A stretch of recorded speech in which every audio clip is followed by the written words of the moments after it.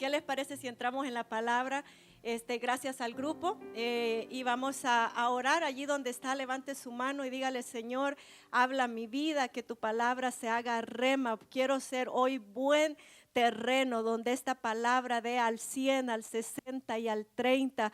Padre, bendigo esta congregación, al pastor Martín, su esposa Reina, Señor, a sus hijos que están aquí. Yo los bendigo y te doy gracias por la familia Medina y por la iglesia Siervos de Dios. Gracias te damos, Señor, porque tu palabra dice que tu amor ha sido derramado en nosotros a través de tu Espíritu Santo.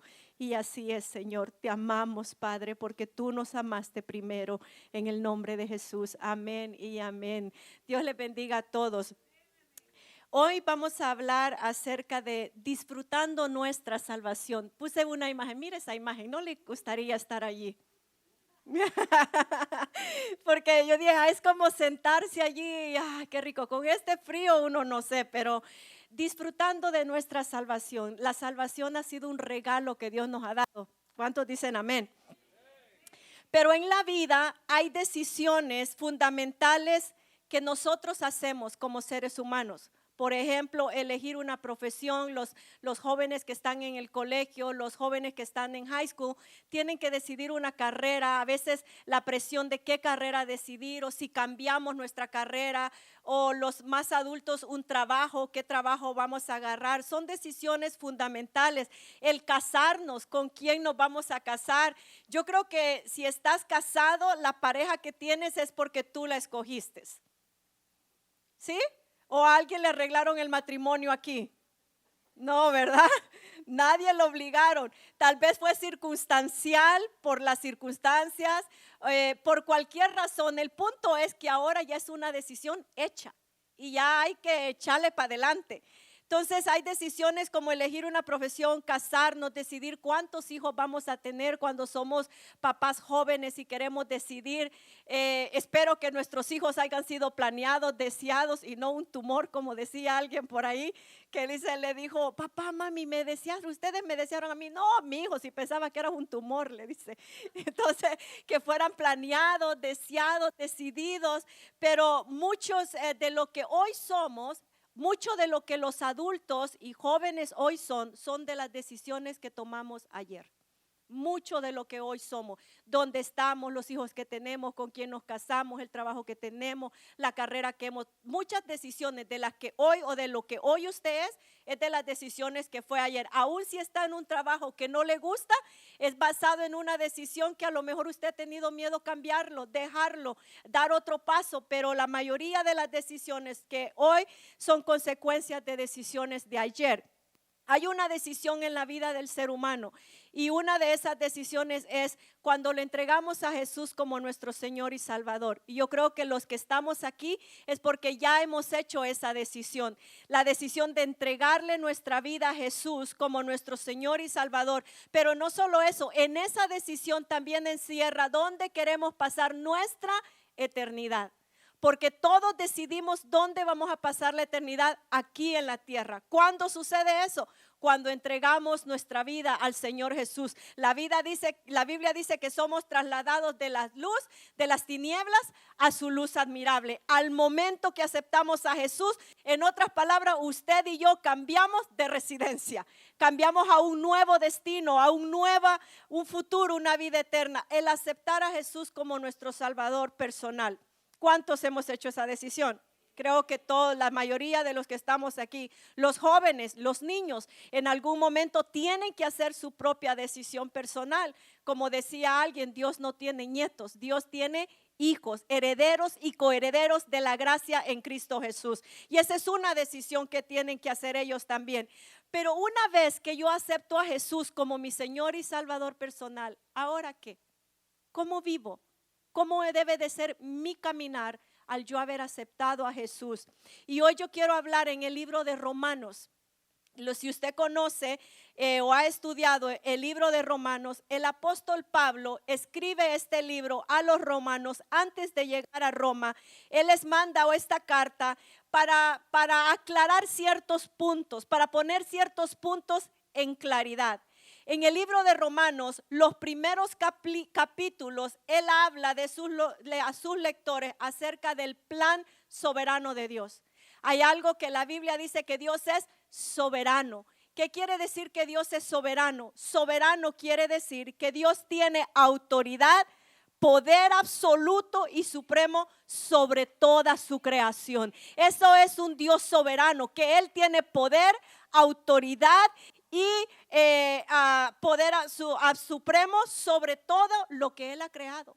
Entonces Pablo establece eso en los Romanos y él dice que por lo que tanto judíos como gentiles, Dios es soberano sobre todos.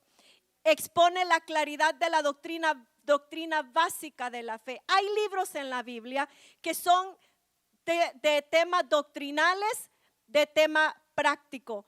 Hay libros, por ejemplo, en el libro de Efesios, que solo tiene 6 capítulos. Los primeros 3 son doctrinales, que te hablan de lo que Dios tiene para ti, lo que Dios ha hecho por ti, lo que Dios ha creado por ti. En el libro de Efesios, el capítulo 1 está enfocado en el Padre, el capítulo 2 en el Hijo y el capítulo 3 en el Espíritu Santo. Y te dice todo lo que Dios ha dado por ti. Te ha hecho heredero, está sentado a la diestra del Padre. Antes de que tú nacieras, Dios tenía planes para ti. Todo eso lo dicen los primeros capítulos 3 de Efesios. Pero después dice, ya que Dios ha dado tanto por ti, ahora Él dice, actúa como hijo de herederos y coherederos de la gracia de Dios. Pablo hace algo similar en Romanos. Y cuando yo oraba por lo que Dios quería traer a este día, el Señor hablaba específicamente, que es lo que vamos a estar viendo más adelante, en el capítulo 12 de Romanos. Pero antes de llegar ahí, Pablo expone la doctrina básica de la fe, que es la justificación, es por fe. Dios lo ha declarado a usted y a mí justos delante del Padre.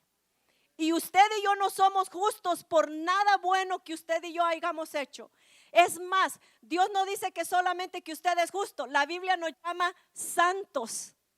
Santos. Usted y yo somos santos delante de Dios. Cuando Dios lo ve a usted, Dios no ve a usted, Dios ve a su Hijo Jesucristo y a la sangre que derramó en la cruz por usted, y Dios dice, ese es justo y es santo. Y Pablo le dice, somos declarados justos, santos ante Dios, no por nuestras obras. Eso lo establece y lo marca como sello en los primeros capítulos de Romanos.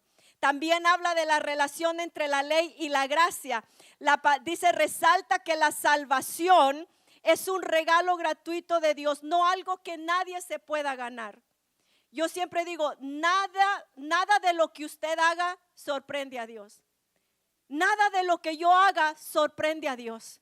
Dios sabe nuestro pasado, nuestro presente y nuestro futuro, y ya nos amó, dice la Biblia.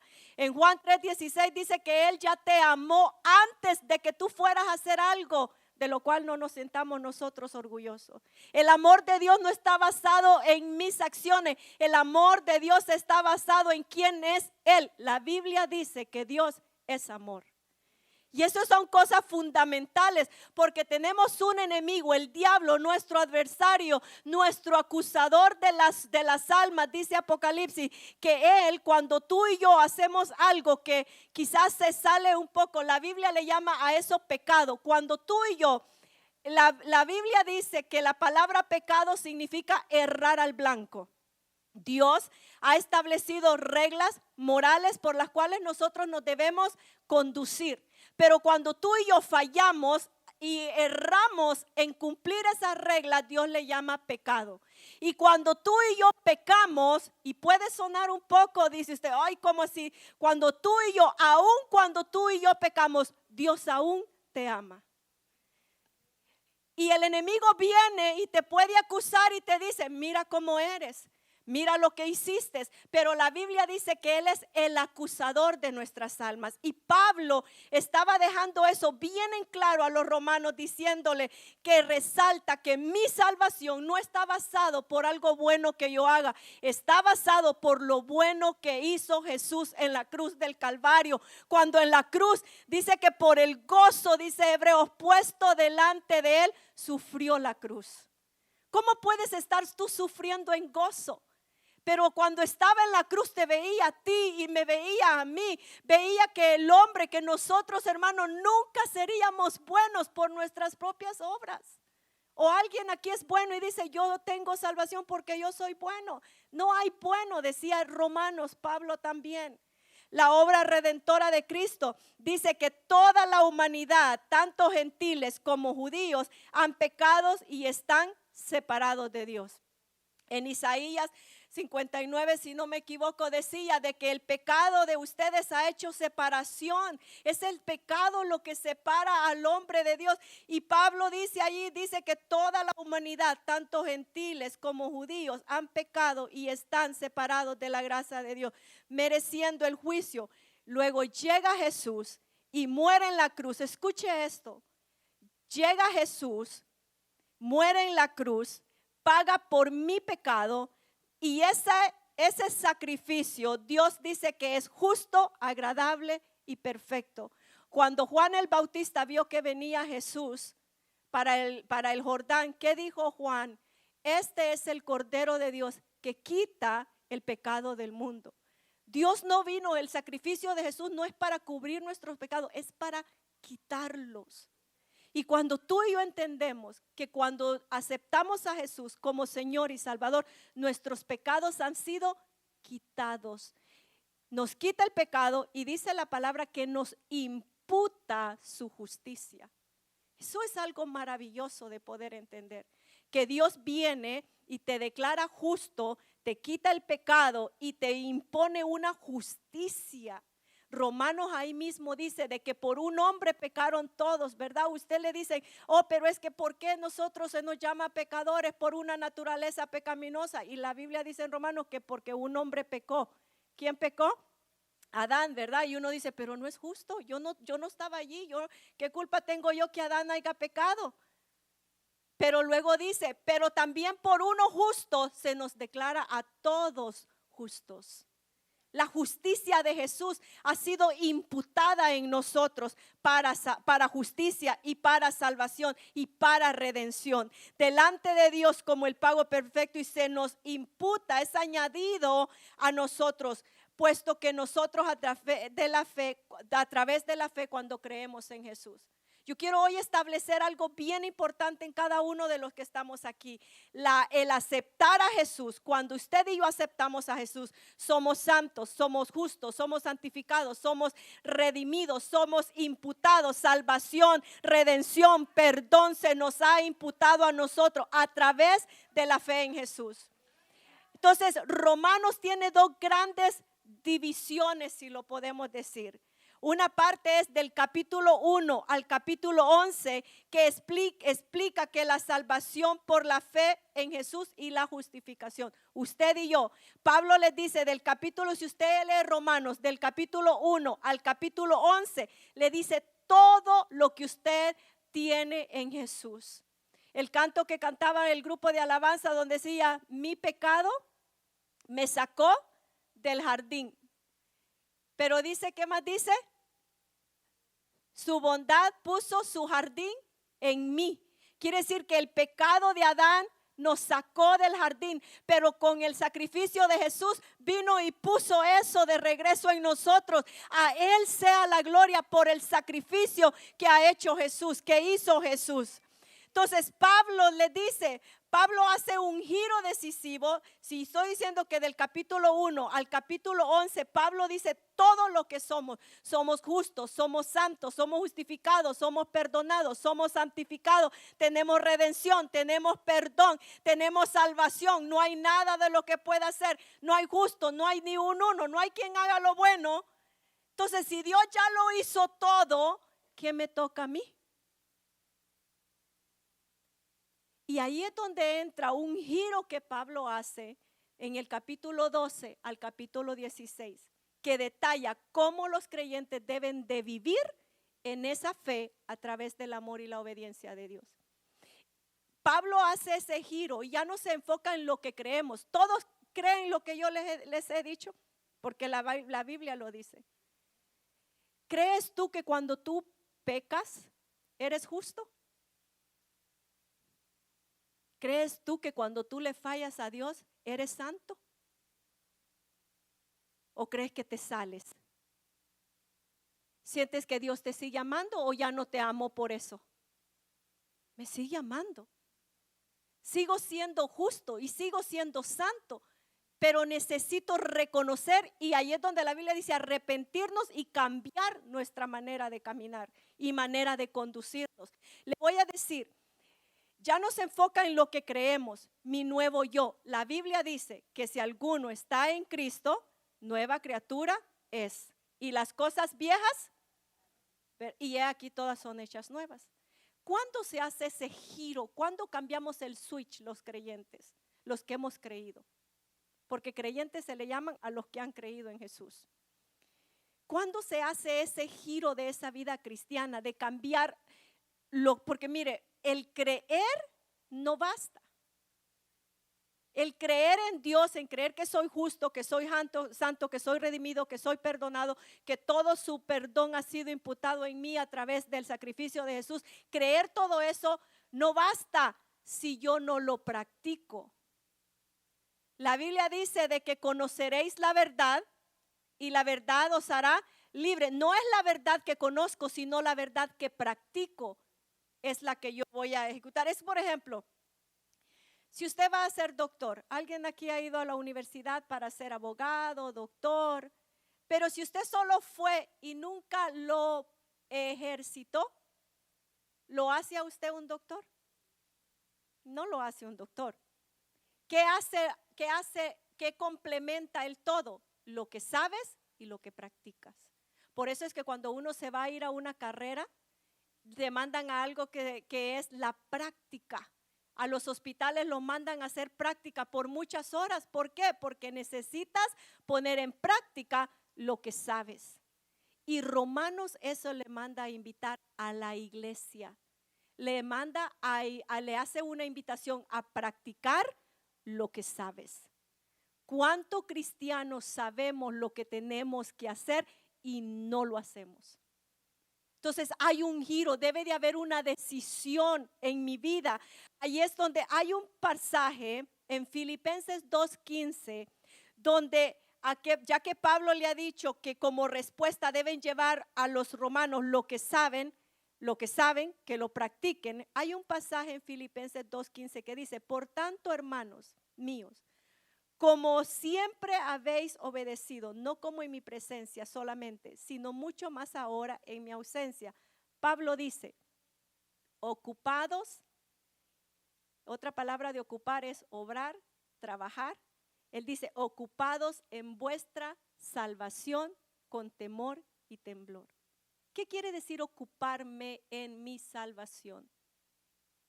Quiere decir que yo voy a caminar en lo que creo, caminar en lo que conozco. Si la Biblia dice que yo soy santo, entonces yo debo de caminar en ese camino de santidad. Si la Biblia dice que yo soy justo, entonces debo de obrar como una persona justa. O sea, si tú eres salvo, debes de actuar como una persona que es salva, hacer buenas obras, no para ser salvo, sino porque eres salvo.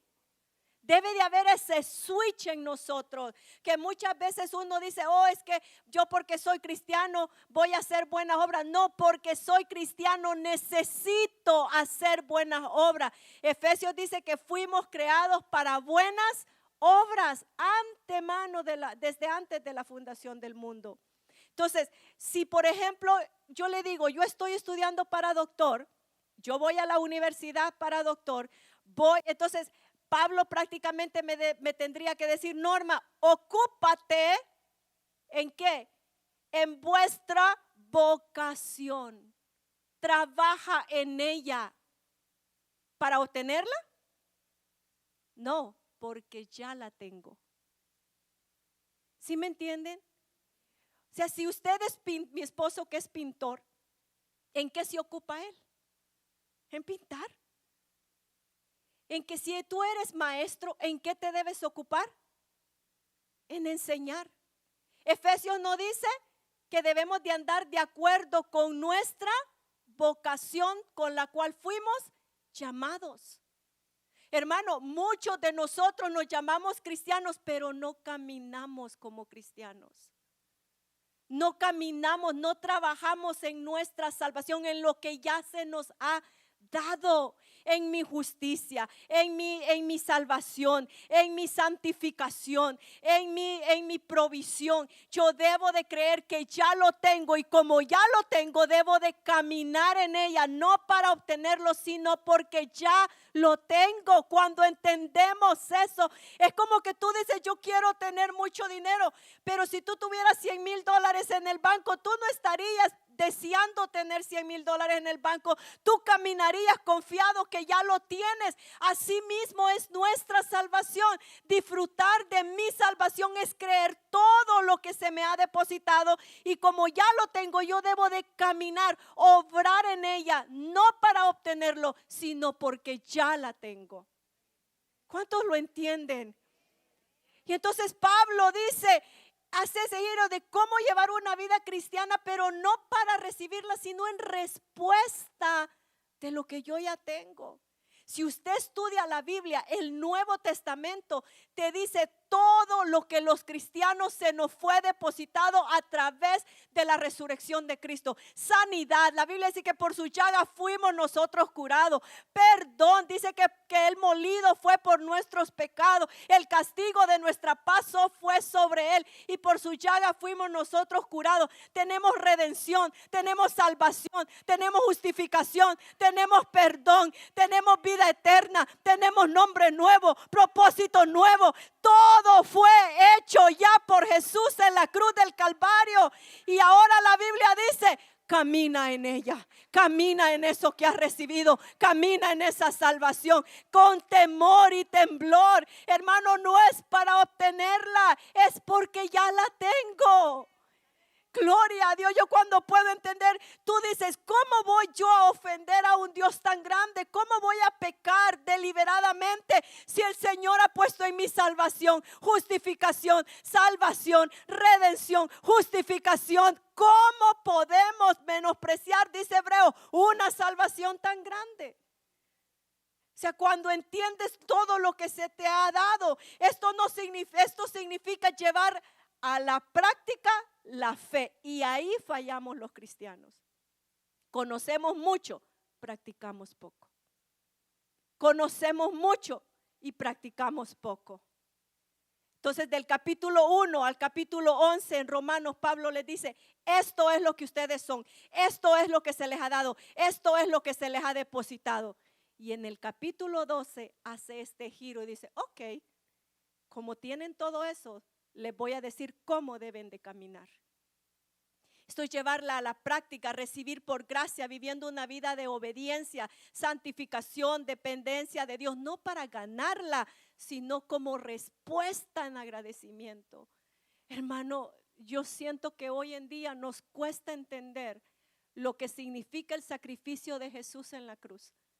Lo que Él dijo: consumado es. Que ya no hay nada que hacer por el pecado del ser humano. No hay sacrificio, no hay nada que usted y yo podamos hacer para agradar a Dios, más que recibir y reconocer el perdón que se nos fue otorgado en la cruz del Calvario. Cuando Él dijo: consumado es que ya no había nada que hacer por el pecado. Cuando Él dijo esa palabra: ha sido terminado, ha sido consumado, ya no hay nada que hacer. Es en respuesta de agradecimiento, y para que el proceso sea completo, manifestado, Dios dice: te doy a mi Espíritu Santo que te ayuda. Pablo, de explicar lo que creemos en Romanos 1 al 11, a cómo vivimos, entonces ahora dice: ok, si tú ya creíste, es lo mismo que la escuela, mis hermanos. Si usted fue a estudiar a la escuela, ya sea cualquier carrera, ahora esa carrera, ese conocimiento tienes que llevarlo a la práctica. ¿Cuál es el problema de nosotros? Que no renovamos nuestra mente a través de la palabra. Y ahí entramos, ahorita les empiezo a predicar, ahí entramos en Romanos 12. Si me tienen la Biblia ahí, Romanos 12, vamos a ir allí. Me pueden cambiar la imagen, y si pueden, tienen la Biblia en la pantalla, la pueden ver, o si traen su Biblia. Pero la fe en Cristo no es solo confesión, hermanos. La fe en Cristo, ¿cuánta gente dice soy cristiano y soy cristiano, pero ves su vida? ¿De verdad eres cristiano? Tu manera de hablar, tus actitudes, tu falta de perdón, todo el tiempo hablando de otros, criticando, mal pensados, malintencionados, avaros, egoístas. Todas estas cosas, dice la Biblia, que deben de pasar y que ya no deben de estar en nosotros. La fe en Cristo no es solo confesión, no es solo decir soy cristiano. Es fácil decir soy cristiano, pero es una transformación visible. Por eso dijo Jesús, por los frutos te voy a conocer. A mí me daba mucha lástima la higuera. ¿Conocen la historia de la higuera? Me daba lástima porque digo, y Jesús la maldijo, o sea, ¿qué culpa tenía la pobre higuera? Porque la Biblia dice que estaba verde. Estaba verde. Por ejemplo, supongamos que esta era la higuera. La Biblia dice que era el tiempo de que la higuera diera frutos. Pero cuando Jesús pasó por ella, buscó y solo era hojas. No había fruto. Y Jesús le dijo, maldita higuera, y jamás saldrá fruto de ti. Yo siempre decía, pero, o sea, ¿por qué la maldijo? Pero en el contexto dice que era tiempo de fruto. Y ella no tenía fruto. No era porque estaba verde ni porque no, era el tiempo que las higueras daban fruto. Era obvio que tenía que tener fruto. Es como si usted tiene un árbol de limón y nunca le da un limón. ¿Qué va a hacer usted con ese árbol de limón? Lo va a cortar. Usted espera un año y dice, no me dio limones. Ok, le da un poquito de tiempo. Va el otro año, deben de haber limones, pero no hay limones. ¿Qué va a hacer usted? Lo va a cortar. Y de igual manera, cuando Dios hizo cuando Dios va con la higuera, le dice, maldita, ¿por qué? Porque no deberías de dar fruto. Y muchas veces nosotros decimos que somos cristianos, pero nuestra vida no refleja lo que creemos. Lo que creemos. Es bonito, ¿verdad? Saber que soy justificado, que soy santo, que soy perdonado, que tengo herencia, que soy bendecido con toda bendición espiritual, que estoy sentado en lugares celestiales. Es bonito saber eso y es verdad. Pero ¿cómo camino? ¿Camino así o camino como yo quiero? Guiado con mis emociones. Y allí es donde entra Pablo en los Romanos, en Romanos 12, en los deberes cristianos. Nos vamos a ir rapidito. Romanos 12, 1 y 2. ¿Lo tenemos en la pantalla? ¿Qué dice? Por tanto, hermanos, os ruego por las misericordias de Dios que presentéis vuestros cuerpos como sacrificio vivo y santo, aceptable, que es vuestro culto racional. Versículo 2 dice, y no se adapten a este mundo, sino transfórmense mediante la renovación de su mente para que verifiquen cuál es la voluntad de Dios, lo que es bueno, agradable y perfecto. Entonces, ¿qué les pide Romanos después del capítulo 1 al capítulo 11 que deben de hacer? Renovar su mente. ¿Cómo renuevo la mente? A través de la palabra de Dios. ¿Cómo renuevo la mente? A través del estudio de la palabra de Dios.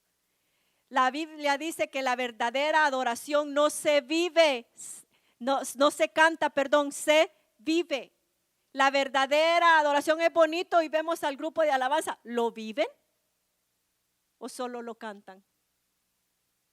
Y usted aquí, en el templo todos somos bonitos, hermanos. Todos, usted, amén, Dios le bendiga. Mire, usted puede venir peleando con su esposo allá afuera, pero al entrar aquí, Dios le bendiga, hermano, qué gusto verlo. Puede venir en el carro maltratando a sus hijos, cállense ustedes que son aquí, que son allá, y entran a la iglesia, niño, sentate aquí. Y su niño lo ve y dice, ¿qué le pasa a mi mamá? ¿Por qué? Porque la fe cristiana no se canta, se vive. El fruto del Espíritu, el amor, el gozo, la paz, la paciencia, la bondad, benignidad, la fe, la templanza. Eso se vive, no se canta nada más. Y es bonito aquí levantar las manos. Yo siempre digo, uno levanta las manos, estás casi llegando al cielo. Y de repente el diablo te recuerda y te dice, híjole, mira cómo eres y cómo estás aquí. Y uno empieza a bajar la mano, vea, como que le da un poquito de pena. ¿Por qué? Porque muchas veces nosotros decimos, pero no hacemos. Creemos, pero no lo practicamos. Y ha llegado un momento hoy en este tiempo donde el Señor está diciendo que nosotros los cristianos debemos ser luz en un mundo lleno de oscuridad. A través de nuestras obras, no solo de lo que hablamos. ¿Por qué cree que hay tanta gente que no viene a la iglesia? ¿Será que no hemos sido un buen ejemplo muchas veces nosotros mismos?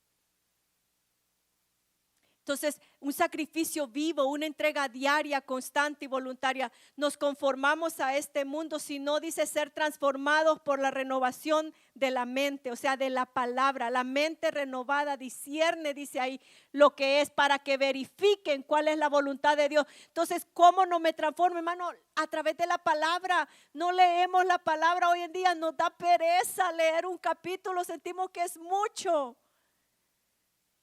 Pero cuando estamos en las computadoras, ¿verdad? En TikTok, en Instagram, en Facebook, uno dice, wow, pasó media hora, no me di cuenta.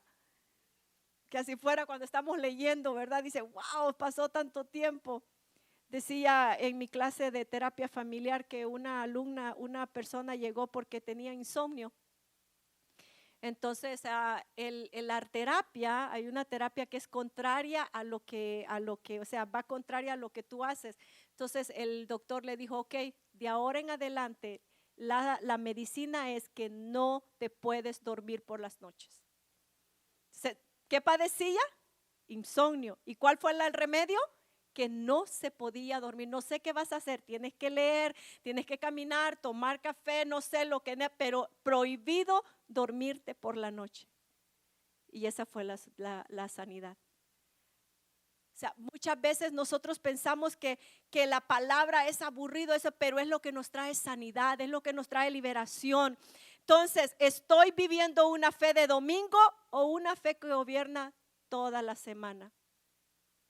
Una fe, un creyente de lunes, de martes, de miércoles, de jueves, de viernes, de sábado, de domingo otra vez. Porque para los que venimos o vienen a la iglesia solo el domingo, dice usted, yo siempre digo que tomamos la iglesia como el gas station, como la gasolinera. Ay, necesito ir a cargarme, dice uno, del Señor. Y sales el lunes y piensas que tienes carga para toda la semana. No es así. El venir a la iglesia sí recibimos, pero la mayor idea o el mayor propósito de venir a la iglesia es dar adoración, es dar alabanza. ¿Y sabe por qué muchas veces nos cuesta conectar en la alabanza, en la palabra, en la oración? Es porque estamos vacíos, hermanos. Es porque no venimos conectados. Hay mucha gente que dice, oye, el culto yo no recibí nada, pero es que no venías a recibir, venías a dar. A darle alabanza, a darle adoración, a darle gloria, a darle tu alabanza al Señor, a darle palmas, a darle gloria a Él. Cuando el pueblo, yo lo hemos podido comprobar, cuando el pueblo empieza a adorar y empieza a dar, el Espíritu se manifiesta. Y no venga que la gloria cae, porque la gloria no cae. Él ya cayó y ya está aquí dentro de nosotros. El Espíritu Santo dice que Él se moverá y que de nuestro interior saldrían ríos de agua vivas. Y usted, Señor, derrama tu gloria. El Señor se queda viendo diciendo, ya la derramé cuando hizo el derramamiento del Espíritu Santo. Pero cuando nosotros empezamos a adorar, ¿qué pasa con la gloria de Dios? Empieza a salir y empieza a manifestarse y empieza a llenar una atmósfera que otros son contagiados con esa alabanza, esa gloria, esa honra al Señor. ¿Cuántos le dan gloria a Dios por su presencia? Porque Él nos llena, nos capacita, nos ha dado su gracia. Entonces, ¿qué debo de primero? Dice Romanos, una vida rendida a Dios. No solo de domingo, no solo de altares, pero del día a día, de la casa, de los quehaceres. Ay, hermano, es tan difícil muchas veces recordar en tu diario cuando vas en el tráfico, con tu pareja, con tus hijos, recordar lo que realmente somos como cristianos. Mucha gente, muchos de nosotros que en la iglesia parecemos una cosa, pero en la casa estamos todos amargados, enojados, frustrados, no le hablamos, ya cállate. O sea, y ahí es donde viene la palabra y dice, renuévense, actúen como verdaderos hijos de Dios. Bueno, a lo mejor no, amén, pero una vida de servicio. Yo creo que debe de haber en la iglesia, debe de haber ese cambio, ese switch, donde de verdad, dentro de lo que cabe de nosotros, como dicen los americanos, do the walk, not just the talk. They talk, but they don't walk. Hablan, pero no caminan. Debe de haber una alineación dentro de lo que creemos y de lo que practicamos. Y eso es lo que dice Pablo a los romanos. Una vida de servicio. Romanos 12, 3 al 8. La verdad, la gracia nos ubica correctamente dentro del cuerpo de Cristo. Nadie es más importante que otro. El servicio en la iglesia es bien importante. Me imagino que los que pusieron las sillas, las mesas, los que cocinaron, estuvieron sirviendo. Pero siempre hay unos que sirven más que otros, ¿se han dado cuenta? Hay unos que dan más que otros, ¿se han dado cuenta? Y aquel que da, habla del que no da. Y aquel que sirve, habla del que no sirve. Los dones no son para lucirse. Los dones son para edificar a la iglesia, para el servicio de la iglesia. Los dones, los regalos que Dios ha dado. Hay dones que nos ha dado Dios el Padre, hay dones que nos ha dado el Hijo y los dones que nos ha dado el Espíritu Santo. Pero los dones de Romanos son los dones que ha dado el Padre. En Romanos 12, 13 al 8. Dice, porque en virtud y gracia me ha sido dada a cada uno de ustedes que no piense de sí más alto de lo que debe de pensar, sino que piense de él con buen juicio, según la medida de fe que ha sido distribuida a cada uno. Pues así como en un cuerpo tenemos muchos miembros, ¿usted sabe todos los miembros que tiene su cuerpo? ¿Cuántos miembros tiene su cuerpo? ¿Dónde está la vesícula? ¿Dónde está el riñón? ¿Dónde está la glándula pericular? ¿Dónde está aún sus tripas, le decimos nosotros, pero son sus intestinos? Todos esos miembros son importantes, pero no los vemos. Entonces la Biblia dice que nos compara con su cuerpo, dice, pero no todos los miembros tienen la misma función. ¿No le da gracias a Dios usted por sus pies que los llevan donde sea? Su pie dice, estoy cansado, pero de cargar tu cuerpo. Pero ¿qué tiene que hacer? Seguir caminando. Y las manos, o sea, todos colaboramos. Los ojos en realidad sabe que no tienen vista en sí, sino que es el cerebro que captura a través de los ojos. Vemos con el cerebro, no con los ojos. Somos un cuerpo en Cristo e individualmente los miembros los unos de los otros. Pero teniendo diferentes dones según la gracia que nos ha dado, usémoslos. Si el de profecía, úsese en proporción de la fe y empieza a dar los dones. Da 7 dones ahí: profecía, servicio, enseñanza, exhortación, generosidad, liderazgo, misericordia. Todos estos dones hay en la iglesia. El de profecía no es el del profeta, el don profeta, que el profeta de Efesios es un oficio de profeta, un llamado específico, como el pastor, el evangelista, el apóstol, el profeta, son oficios. Pero aquí está hablando de un don, como la hermana que pasó y nos dio una palabra de parte de Dios. ¿Para qué fue esa palabra? Fue una palabra de profecía para edificar a la iglesia. Y a quien le haya sentido, esta es para mí, pues es para usted. Y para aquel que la haya creído también. Entonces, eso está hablando ahí, el de profecía. Y hay otro que es el de servicio. Ahora, hay hermanos dentro de la iglesia que tienen ese don de servir. Uno le dice, hermano, ya siéntese. No, aquí ando bien limpiando. Coma. No, yo ya comí, allá ando. ¿Y es para qué es ese don de servir? Para la congregación. El problema es cuando este que tiene ese don de servicio se enoja porque el otro no hace lo mismo, pero no lo tiene. No lo tiene, o sea, no le nace natural. Que debemos de servir todos, claro que sí. Pero hay personas con ese don especial para servir. Yo no sé si ustedes tienen aquí algunos, pero nosotros también vemos uno. Yo le digo, hermano, siéntese. No. Pero cuando hay enojo porque yo sirvo y el otro sí, el otro no, es allí el detalle. Otro tiene el don de la enseñanza. Hay personas que son maestros excelentísimos y tienen el don de la enseñanza. ¿Para quién es el don de la enseñanza? A la iglesia, imagínense, yo me siento y me enseño sola. Eso se llama estudiar, no enseñar. Los que estudian para enseñar. El pastor Martín, la pastora que están estudiando, ¿para qué están estudiando? No creo que se pongan ellos dos y mira, te voy a mutuamente. No, es para el servicio de él. Ese don es para la iglesia. Pero imagínense si usted se enoja porque solo usted enseña. Y si usted se enoja porque solo usted da. Aquí dice que tienen el de la enseñanza, el de la exhortación. Personas que exhortar quiere decir animar. Hay personas regañonas, pero no son exhortadores. Son regañones nomás. Exhortar es animar, es consolar, es levantarle el ánimo a una persona. Ese es alguien que exhorta, aquel que te dice, échale ganas, mi hermano, no te quedes atrás. Mira, aquí tienes una familia, cuenta con nosotros, ¿en qué te podemos ayudar? No te puedes quedar allí tirado. Ese es un exhortador. Y está el otro que es el de generosidad o el de dar.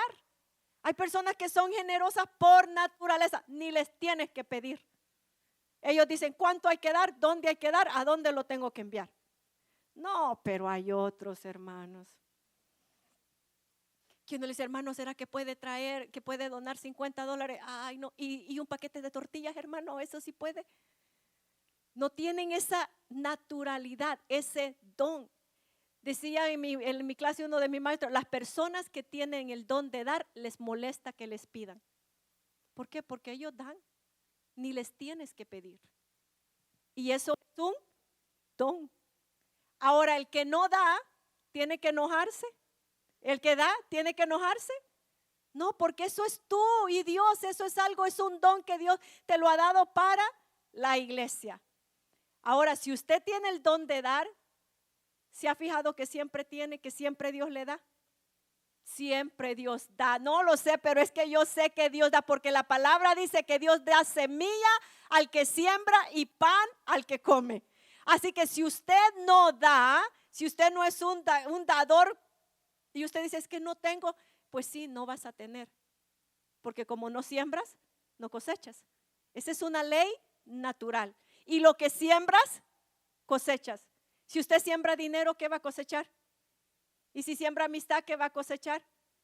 Y si siembra frijoles, ¿qué va a cosechar? Y que usted está diciendo, Señor, bendíceme, dame dinero, pero no estás sembrando dinero. Entonces no vas a cosechar. Es la ley, es una ley natural. Si cosechas lo que siembras. Entonces está el don de dar, el de liderazgo, que es presidir. Personas que son líderes, organizadores. El de misericordia y es el de mostrar compasión. Les decía yo a los hermanos que una vez me hicieron este test en la universidad.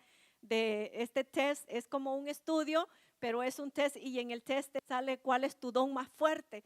Y a mí me salió la enseñanza y el liderazgo, presidir, y el de compasión, hermanos, como 3 puntos tuve. Y yo de, ay, no tengo tanta compasión, pero ¿qué tuve que hacer? Eso fue hace como 20 años. ¿Qué tuve que hacer? Trabajar en esa área. Trabajar en la área que no eres tan fuerte. O sea, si tu fuerte no es el dar, ¿en qué debes de trabajar? En dar. Si tu fuerte no es el servir, ¿qué debes de hacer? Servir. ¿Para qué? Para que esos dones se desarrollen. Ay, hay tanto que decir en la iglesia que muchas veces de verdad que no practicamos lo que sabemos. Por eso dice que renovemos nuestra mente.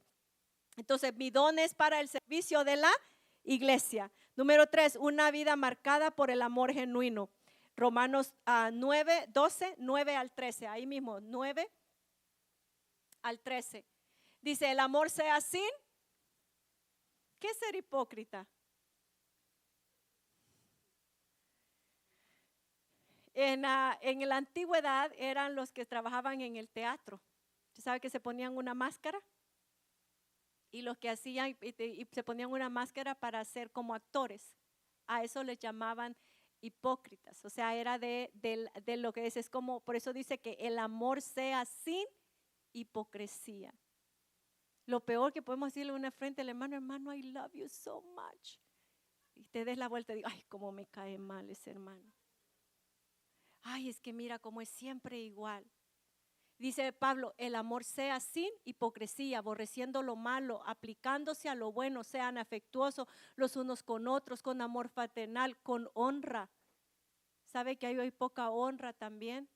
La Biblia dice que debemos de dar honra a quien honra merece, respeto a quien respeto merece, pagar a todos lo que debáis. No, o sea, la Biblia nos encaja de una manera que nos manda a vivir lo que conocemos, a vivir nuestra salvación, a vivir el sacrificio de Jesús.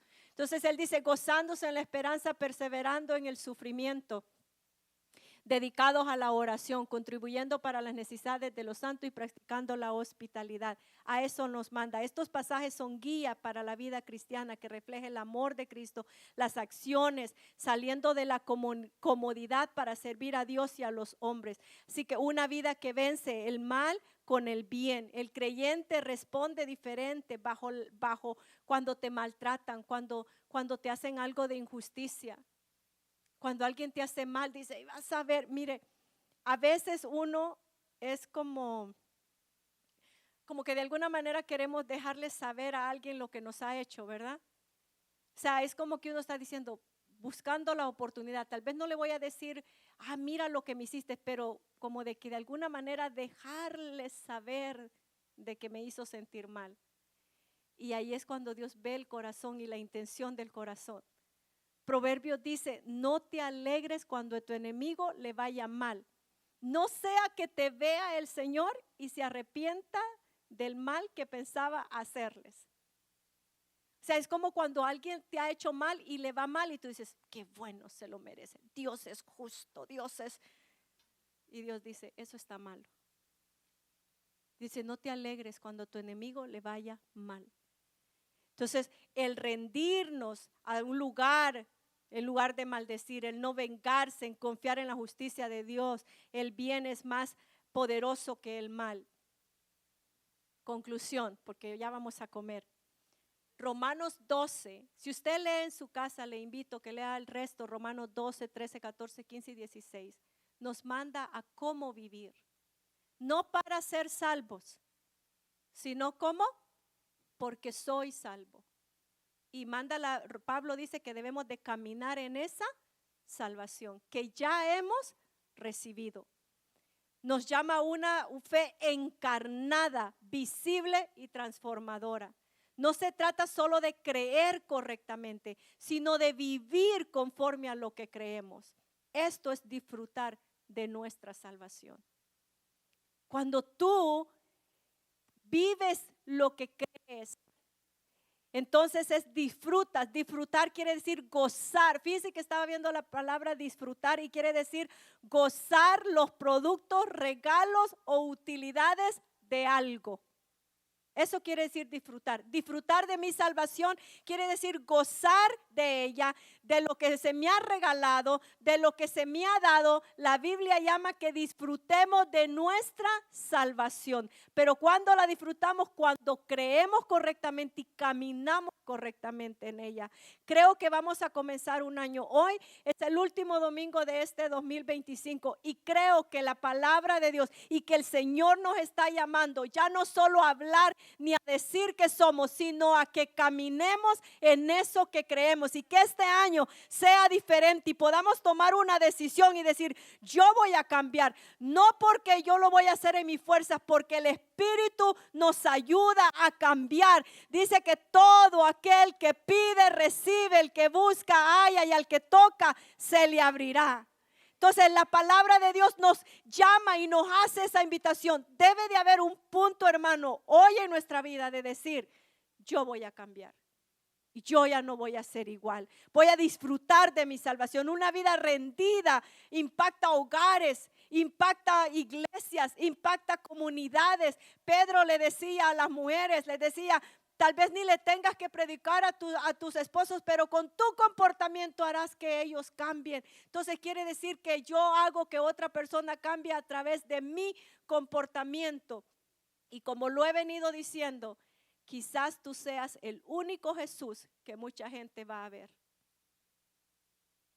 Quizás la gente no diga, yo quiero ver a Jesús. Quizás tú y yo seamos el único Jesús que mucha gente va a ver. Así que yo te invito, iglesia, a hacer un cambio de dirección y decirle, Señor, ayúdame, porque yo ya lo tengo todo. Ya lo tengo. Ayúdame a caminar en eso que yo ya tengo. ¿Cuántos le dan un aplauso al Señor? Amén. Póngase de pie y medite en esa palabra. No sé si el grupo va. Amén. Gracias por ver nuestro canal. Esperamos que el contenido le haya bendecido. Ayúdenos y suscríbase a este canal y ayúdenos a compartir el mensaje para que otros también sean bendecidos con la palabra del Señor. Hasta la próxima vez. Dios les bendiga.